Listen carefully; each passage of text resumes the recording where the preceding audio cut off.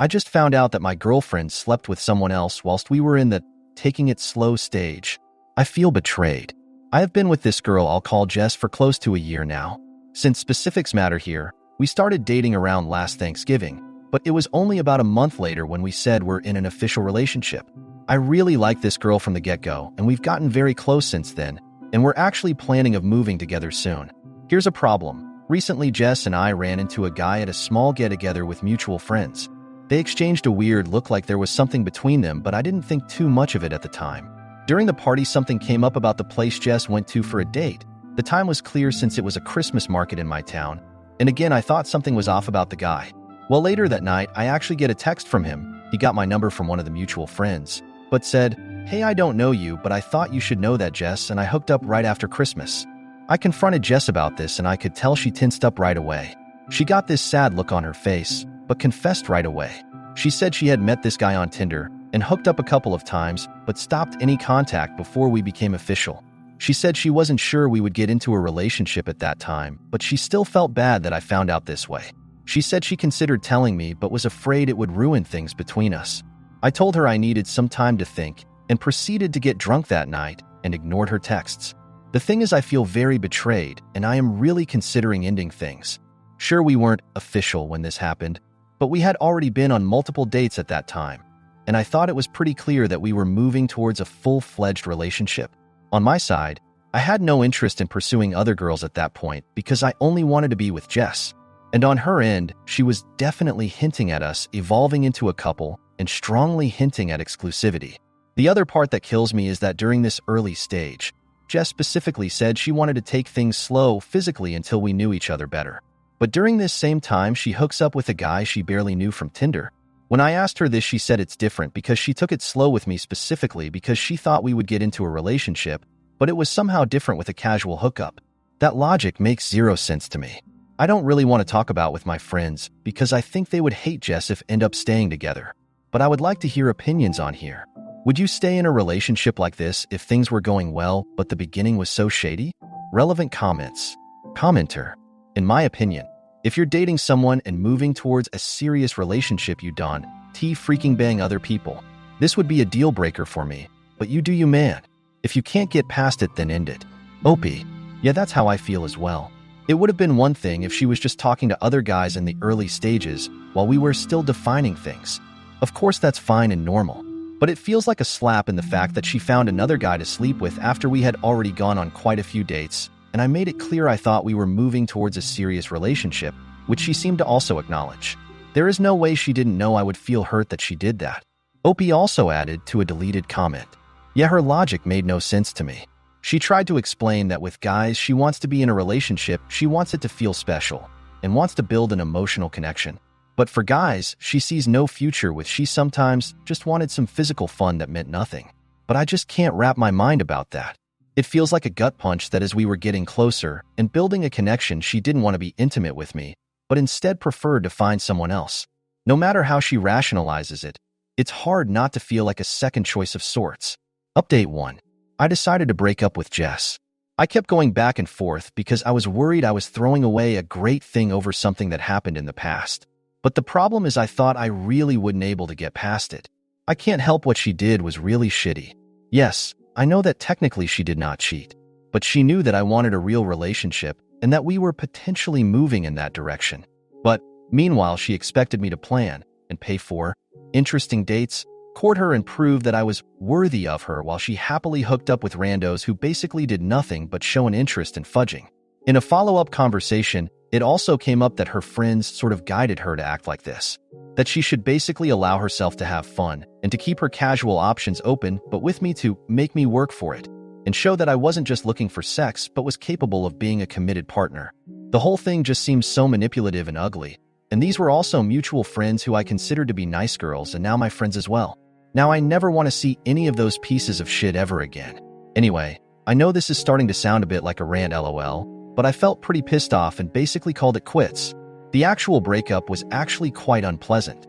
No harsh words were exchanged, but Jess cried and we kind of talked about some happy times.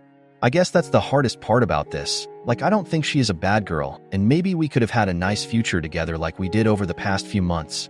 But in the end, I do think I made the right decision. I want to be with someone who treats me well from the get-go, not someone who manipulates me while playing games just so she can have her cake and eat it too. Update 2. It's been a whirlwind since my last update. I thought I was done with the drama, but life had other plans. After breaking up with Jess, I tried to focus on myself. Hitting the gym, reconnecting with old friends, and indulging in hobbies I'd neglected. For a few weeks, it felt like I was finally getting back on track. Then, out of nowhere, I get a text from Jess. She wanted to meet up and talk, claiming she had something important to tell me. Against my better judgment, I agreed. Curiosity got the better of me, and part of me wondered if she had some grand explanation that would make everything click into place. Spoiler, she didn't. We met at a cafe downtown. Jess looked more put together than I'd seen her in a while, but there was an edge of desperation in her eyes. She started by apologizing again, saying how much she missed me and how hard it's been without me. Then she dropped the bombshell. She was pregnant.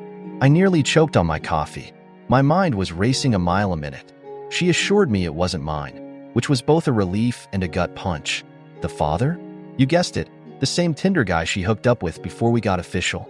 Apparently, things had gotten messy with him too, and he wanted nothing to do with the baby. Jess was a mess, and I felt bad for her, but I was also angry and confused. Why tell me this now? What did she expect me to do? I told her I needed time to process everything and left, my head spinning. For the next few days, I was in a fog. I didn't know how to feel or what to do. On one hand, Jess was in a tough spot, and I still cared about her. On the other hand, this wasn't my responsibility, and I was just starting to feel like myself again.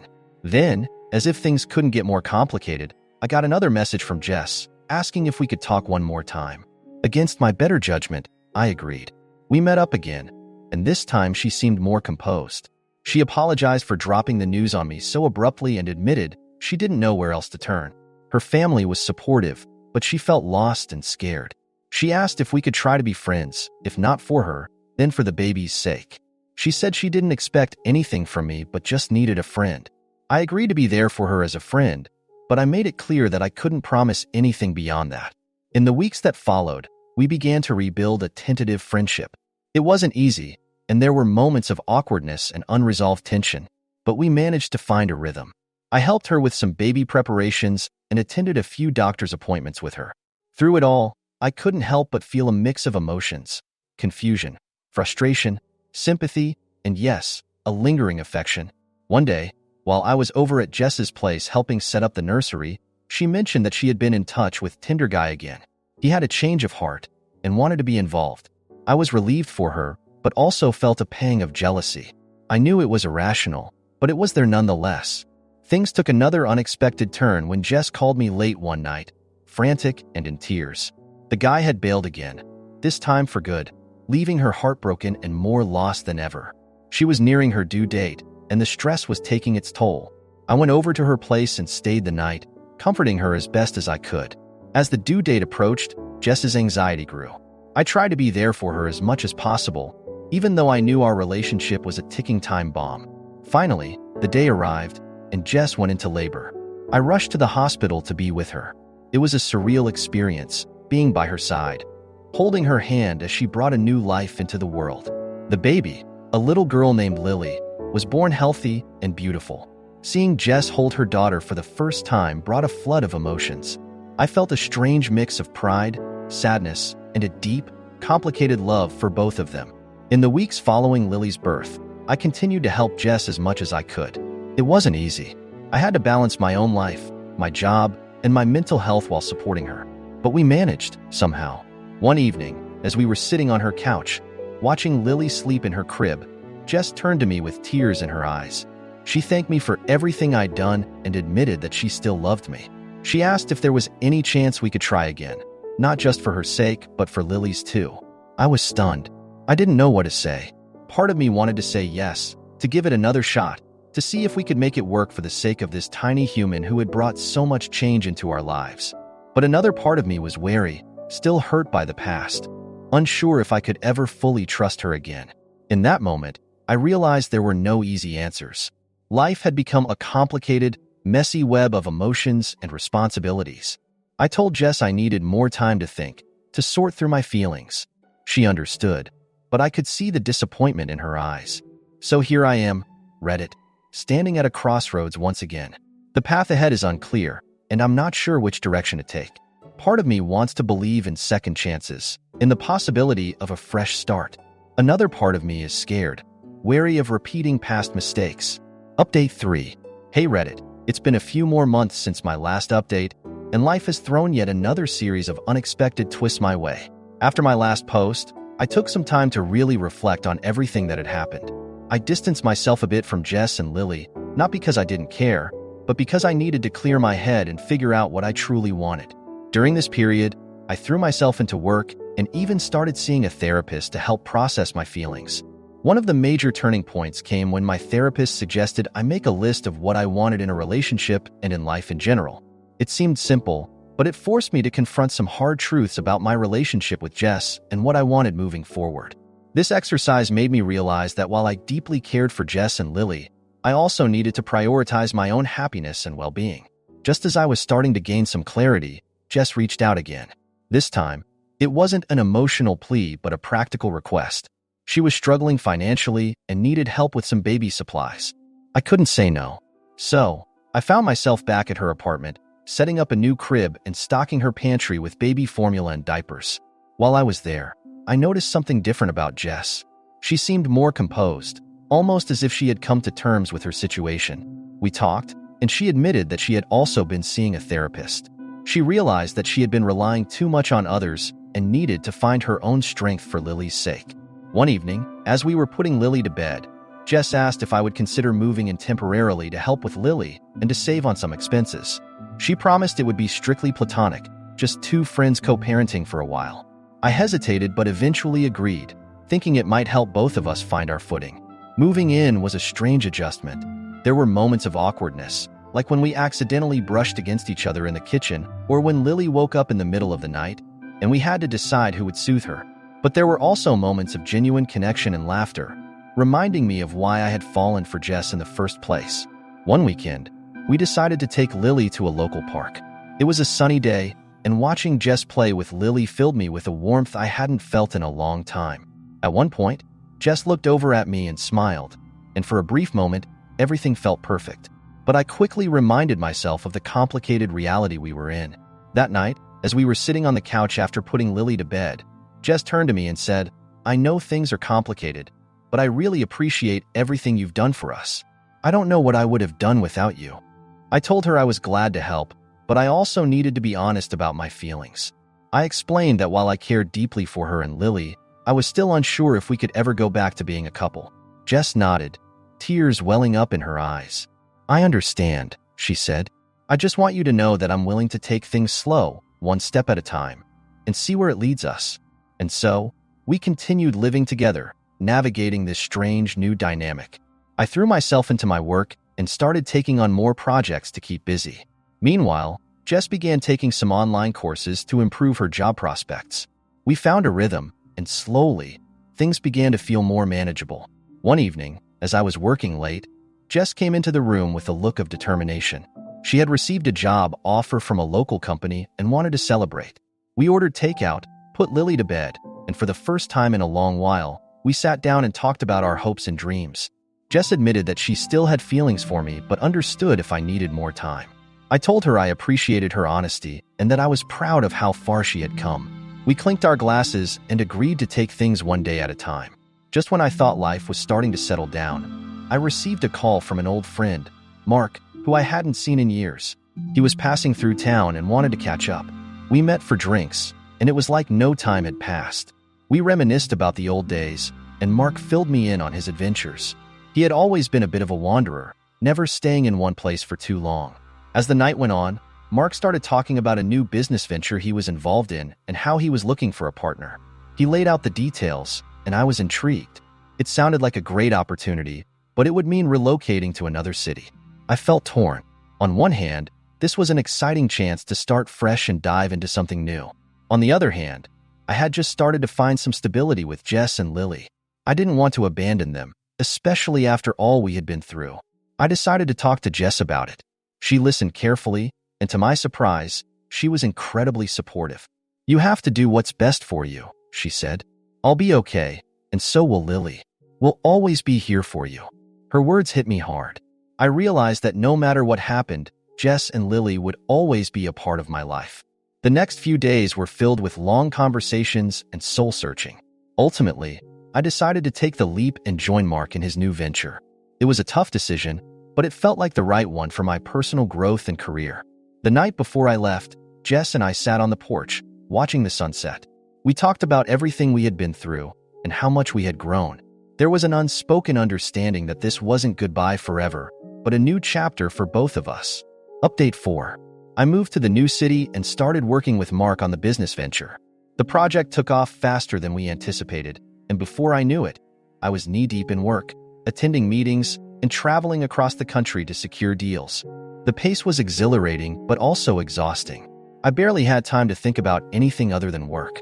However, amid the chaos, I made a conscious effort to keep in touch with Jess and Lily.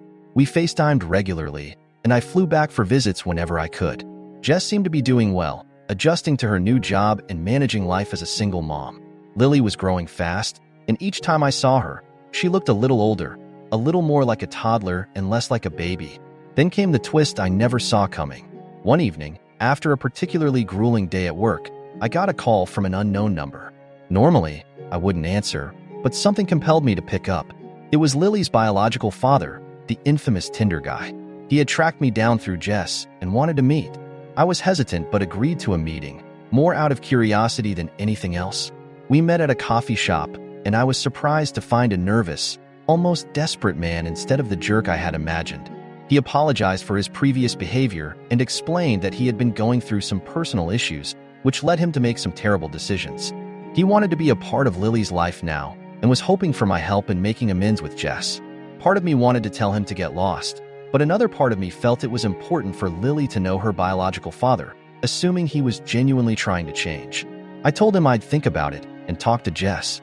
When I brought it up with Jess during our next call, she was understandably wary. She had built a stable life for herself and Lily, and the last thing she wanted was to let chaos back in. But after a long conversation, she agreed to at least hear him out. The meeting was tense. Jess was guarded, and the guy, let's call him Matt, was visibly nervous. He laid out his plan to be a part of Lily's life, emphasizing his commitment to being a responsible father. Jess agreed to give him a chance, but with strict conditions and a gradual introduction to Lily. As Matt slowly integrated into Lily's life, things became even more complicated. Jess and I continued to stay close, but there was an undeniable tension. It was clear that Matt's reappearance had stirred up old feelings and unresolved issues. Jess admitted that she was struggling with everything, and I tried to be as supportive as I could from afar. One weekend, while visiting Jess and Lily, Matt asked if we could all sit down and talk.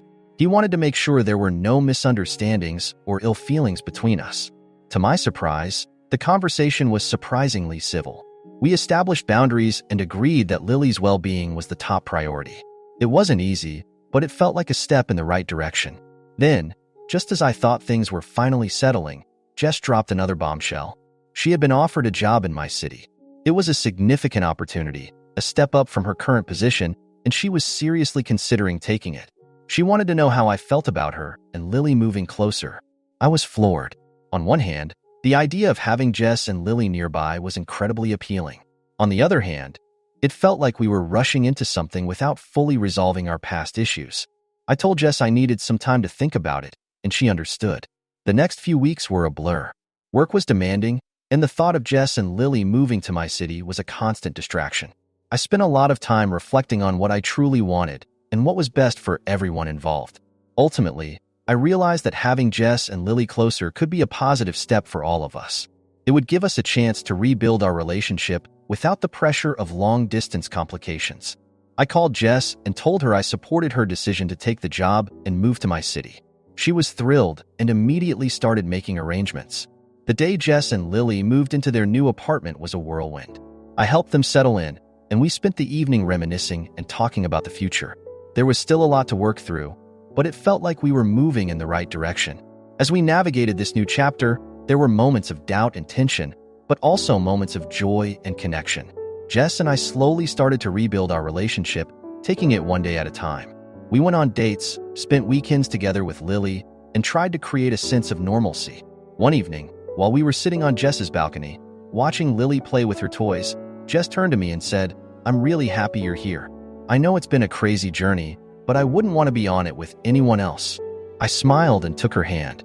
"Me too," I said. "We've come a long way, and I'm excited to see where this goes." Just when I thought things were finally starting to calm down, life threw yet another curveball. I got a call from Mark, my business partner, with some shocking news. Our biggest client was pulling out, and it was going to be a major hit to our company. We needed to come up with a plan, and fast. I was thrust back into work mode, trying to save the business while balancing my new life with Jess and Lily. It was overwhelming, but Jess was incredibly supportive.